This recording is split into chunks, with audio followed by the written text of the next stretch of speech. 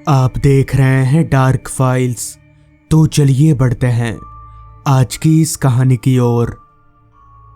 गांव के इकलौते स्कूल विद्यासागर में आज रात से ही जिग्नेश का काम शुरू होने वाला था। दरअसल जिग्नेश को विद्यासागर स्कूल में चपरासी का काम मिला था। काम के मुताबिक उसे दिन में तो ड्यूटी करना ही था, साथ ही रोज रात को स्कूल में रुककर उसे चौकीदारी भी करनी थी। हालांकि काम थोड़ा ज्यादा जरूर था, मगर इन सारे कामों के बदले जिग्नेश को एक अच्छी तनख्वाह मिलने वाली थी। शाम के तकरीबन 4:30 बजे जब सारे बच्चों की छुट्टी हुई तो एकाएक सारे मास्टर भी अपने अपने घर को निकलने लगे। तभी हेडमास्टर साहब चलते हुए जिग्नेश के पास आए और बोले, सारे बच्चे निकल गए हैं तो एकाएक सारे क्लासरूम का दरवाज़ा जाकर बंद कर दो। अब मैं भी निकलता हूँ, कल सुबह मुलाकात होगी, अपना ध्यान रखना। इतना कहकर हेडमास्टर साहब एक तरफ चले गए और जिग्नेश सभी कमरों का दरवाज़ा बंद करने के लिए दूसरी तरफ चला गया। बच्चों की शोर से गूंजता स्कूल अब धीरे धीरे खामोशी के गिरफ्त में था। सारे कमरों का दरवाज़ा बंद करने के बाद जिग्नेश जब तक नीचे आया तब तक पूरी तरह से अंधेरा हो चुका था, जो कि इस ठंड के मौसम में लाजमी ही था। स्कूल 3 मंजिला था और कमरों की कोई कमी नहीं थी, इसलिए जिग्नेश कहीं पर भी 2-3 बेंचों को सटाकर आराम से सो सकता था। रजाई और बिस्तर वगैरह सब कुछ उसे स्कूल की तरफ से ही मिला था। अंधेरा हो जाने के बाद स्कूल देखने में बड़ा अजीब सा लग रहा था। ना तो किसी फ्लोर में एक भी लाइट जल रही थी और ना ही उस पूरे बिल्डिंग में जिग्नेश के अलावा दूसरा कोई मौजूद था। जिग्नेश को स्कूल में रात बिताने को लेकर कहीं ना कहीं थोड़ी घबराहट भी हो रही थी, क्योंकि इस काम में आज उसका पहला दिन था। खैर, एक लंबी सांस भरकर जिग्नेश सोचने लगा कि आज वो किस मंजिल पर रहेगा।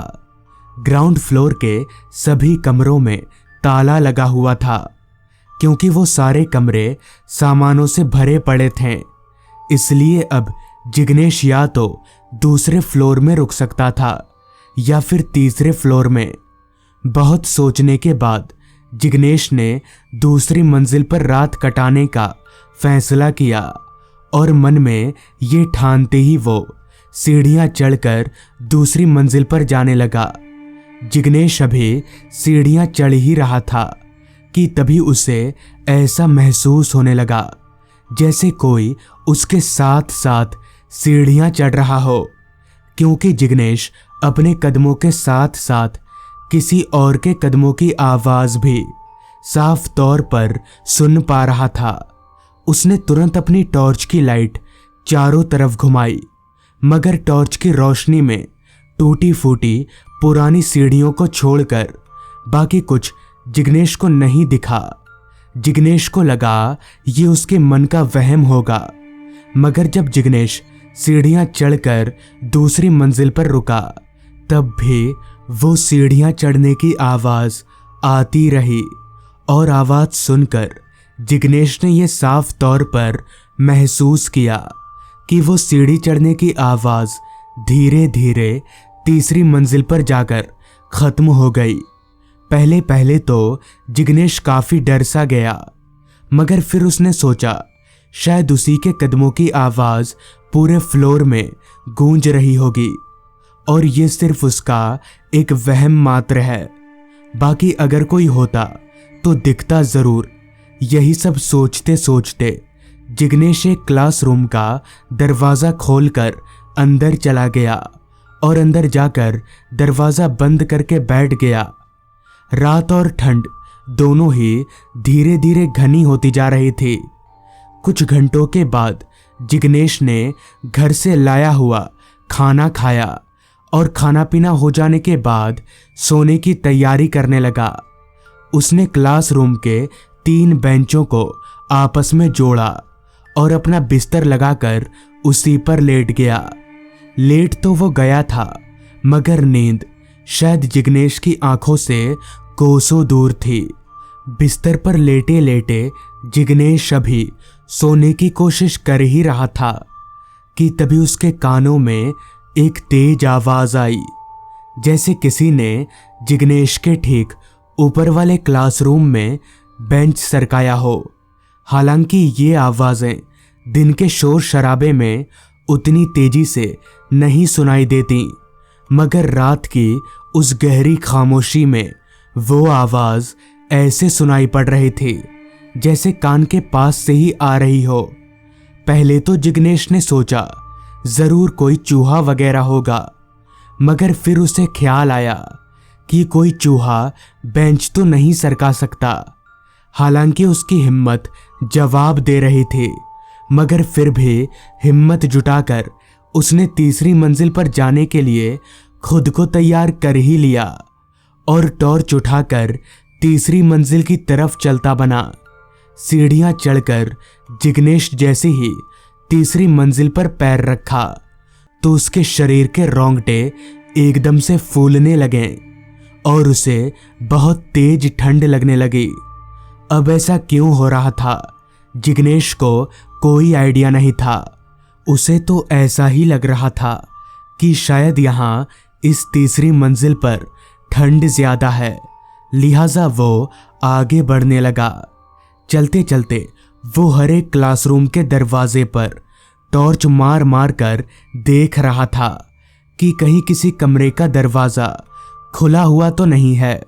अभी वो टॉर्च मारते मारते आगे बढ़ ही रहा था कि तभी उसने देखा कि एक क्लासरूम का दरवाजा खुला हुआ है। उस खुले हुए दरवाजे को देखकर जिग्नेश को बहुत हैरानी हुई कि आखिर ये दरवाजा अपने आप ही खुला तो खुला कैसे, क्योंकि जिग्नेश को अच्छे से याद है कि उसने इस कमरे का दरवाजा सही से बंद किया था। खैर, डरते डरते जिग्नेश उस क्लासरूम में दाखिल हुआ। टॉर्च घुमाकर चारों तरफ देखा, मगर उस कमरे में कोई नहीं था और ना ही कोई बेंच अपनी जगह से हिला हुआ नजर आ रहा था। सब कुछ बिल्कुल नॉर्मल था।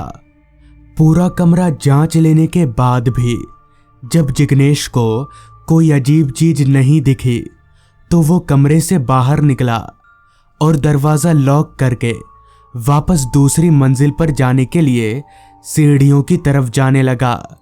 जिग्नेश अभी सीढ़ियों की तरफ जा ही रहा था कि तभी उसे पीछे की तरफ से किसी के फ्लोर पर दौड़ने की आवाज आने लगी।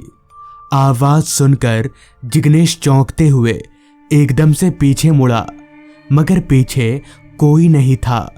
जिग्नेश को अब समझ आने लगा था कि जरूर दाल में कुछ काला है, इसलिए वो अपने कदम तेजी से चलाने लगा। जिग्नेश अभी चलकर सीढ़ियों के पास पहुंचा ही था कि तभी उसे पीछे से आवाज आई, अंकल इधर हूं मैं। उस आवाज को सुनकर जिग्नेश के बदन में खून की जगह डर दौड़ने लगा, मगर फिर भी हिम्मत जुटाकर वो पीछे पलटा तो पाया कि फ्लोर के उस तरफ जहां लोहे की रेलिंग लगी हुई थी, उस तरफ एक बच्चा रेलिंग के ऊपर खड़ा है। उस बच्चे की उम्र यही कोई 15-16 साल के आसपास की रही होगी। तभी उस बच्चे ने चिल्लाकर जिग्नेश को कहा, अंकल टॉर्च मत जलाओ। जिग्नेश को कुछ समझ नहीं आ रहा था कि वो उस बच्चे को क्या जवाब दे। वो किसी भूत की तरह खड़े होकर सिर्फ उस बच्चे को देखे जा रहा था, मगर तभी उस बच्चे ने जिग्नेश की तरफ देखते हुए बिल्डिंग से नीचे छलांग लगा दी। ये देखकर जिग्नेश के होश उड़ गए और वो दौड़ता हुआ नीचे पहुंचा, मगर चौंकाने वाली बात तो ये थी कि वहां नीचे कोई बच्चा नहीं था। जिग्नेश को समझ आ गया कि यहां ज्यादा देर तक रुकना उसके लिए ठीक नहीं होगा इसलिए वो स्कूल में ना रुककर सीधे घर आ गया। अगले दिन जब जिग्नेश वापस स्कूल गया तो उसने हेडमास्टर साहब को पूरी बात बता दी। सारी बात सुनकर हेडमास्टर साहब ने बताया कि आज से कुछ साल पहले बोर्ड एग्जाम में फेल हो जाने की वजह से उस बच्चे ने स्कूल के तीसरे मंजिल से कूदकर अपनी जान दे दी थी। उसी की मौत के बाद से ही उस तीसरी मंजिल पर अजीब अजीब सी घटनाएं होने लगीं। इससे पहले स्कूल ने बहुत से चपरासी रखे थे, मगर कोई भी एक रात से ज्यादा टिक नहीं सका। ये सब सुनकर जिग्नेश ने उसी दिन उसी वक्त वो नौकरी हमेशा हमेशा के लिए छोड़ दिया। तो दोस्तों, ये थी आज की कहानी। अगर आपको ये कहानी अच्छी लगी हो तो चैनल को ज़रूर सब्सक्राइब कर लें। तो मैं आपका दोस्त आर्यन जल्द ही मिलूंगा आपसे ऐसी ही एक कहानी के साथ।